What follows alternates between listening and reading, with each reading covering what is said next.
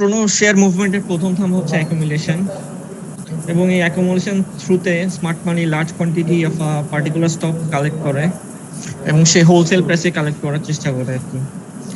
সাধারণত ডেফিনেটলি কনজেশন এরিয়াতে আমরা এই মুভমেন্ট দেখতে পারি, যেমন আমরা ইয়াটা দেখছিলাম আপনার বিকন ফার্মাই একটা সাইডওয়েজ কনজেশন এরিয়াতে দীর্ঘদিন সে শেয়ারটা কালেকশন করছিল।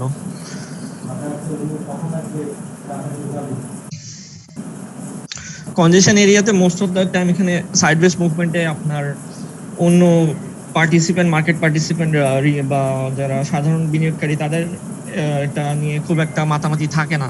তারা হয়তো বা দেখে যে এখানে ভলিউমও নাই, সাইডওয়েজ মুভমেন্ট করতেছে, কোথায় যাবে ইনডিসিশন, সাইডওয়েজ আপে যাবে নাকি সামনে যাবে, এটা তো খালি সাইডওয়েজই যায়, দাম তো বাড়ে না, তো এটা দেখে লাভ কি। তো এইগুলা ইনডিসিশনের আপনার ফয়দা তুলে আপনার স্মার্ট মানি আর কি। সে যখন কালেকশন করে সে কখনো কাউকে বলে কালেকশন করে না, এবং সে চায়ও যে সেটা যাতে রাডারের আন্ডারে থাকে, কারণ স্মার্ট মানি যদি বুঝে যায় যে কেউ যদি বুঝে যায় এখানে স্মার্ট মানি কালেকশন করছে, তখন সে স্মার্ট মানির সাথে কালেকশন করবে, তাই কম্পিটিশন দিবে।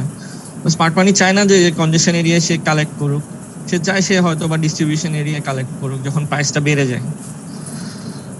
ঠিক আছে, তো স্মার্ট মানি এনশিওর করে কি যে প্রাইসটা একটা সার্টেন আপার লেভেল এবং একটা সাপ্লাই সার্টেন লোয়ার লেভেলের ভিতরে রাখতে আর কি। প্রাইসটা যদি খুব নিচে চলে যেতে চায় তখনও স্মার্ট মানি সাপোর্ট দেয়, আবার যদি উপরে চলে যেতে চায় তখন হয়তো বা সেল প্রেশার দিয়ে একটু নিচে নামায়, একটা সার্টেন রেঞ্জের মধ্যে কনজেশন এরিয়ার মধ্যে অ্যাকুমুলেশন করার চেষ্টা করে স্মার্ট মানি। তো আপনার অ্যাকুমুলেশনের কয়েকটা স্যালিয়েন্ট ফ্যাক্টস আছে। সেটা একটা হচ্ছে যে এখানে ইনডিসিশনটা খুব কোয়াইট ভিজিবল থাকতে হবে, মানে একটা সাইডওয়েজ মুভমেন্টে তখন আপনার বোঝা যায় না যে শেয়ারটা কি আপে আসতে যাচ্ছে নাকি ডাউনে যাচ্ছে। সেকেন্ড ফ্যাক্টর হচ্ছে যে আপনার ভলিউম বারের স্প্রেড গুলো খুব ন্যারো হয়, যাতে অ্যাটেনশন না হয়। আপনার যখন খুব বড় একটা বার চলে আসে তখন এটা হয়তো পাবলিকের নজরে চলে আসে। স্মার্ট মানি চায় যে বারগুলো খুব ন্যারো স্প্রেডে হয়, লো ভলিউমের বার হয়। আর সাধারণত যখন অ্যাকুমুলেশনের ফেজে যখন ভলিউমটা সাপোর্ট লেভেলের কাছে আসে তখন ভলিউমটা শ্রিঙ্ক করে, সাপোর্ট লেভেলের কাছে আসলে, আর রেজিস্ট্যান্স লাইনের উপরে গেলে ভলিউমটা এক্সপ্যান্ড করে। তো এটা আপনারা একটা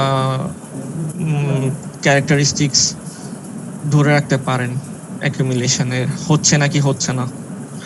তারপরে ফোর্থ নম্বর পয়েন্টটা হচ্ছে যে দ্য স্টক, যে স্টকটাকে একটা রেঞ্জে থাকতে হবে অনেকদিন ধরে, অ্যাটলিস্ট 3-4 সপ্তাহ বা কিছু মাস অ্যাটলিস্ট থাকতে হয়, তাহলেই আপনার যদি কস্টটা বড় হলে আপনার লাস্টিং এফেক্টটা অনেক বড় হয়।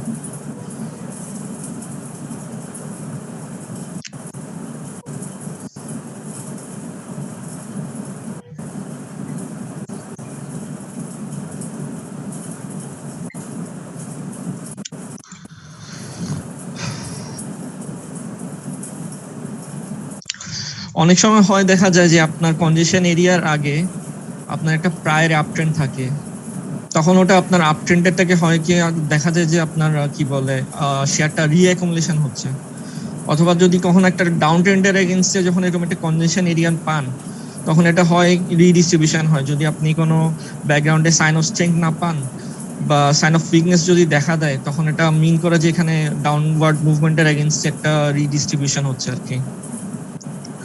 তো এগেইন আমরা লিজেন্ডটাতে ফিরে আসি। আপনার একটা বড় অ্যাকুমুলেশন ফেজ ছিল, আপনার তার এগেইনস্টে একটা বিশাল মার্কআপ হয়েছে।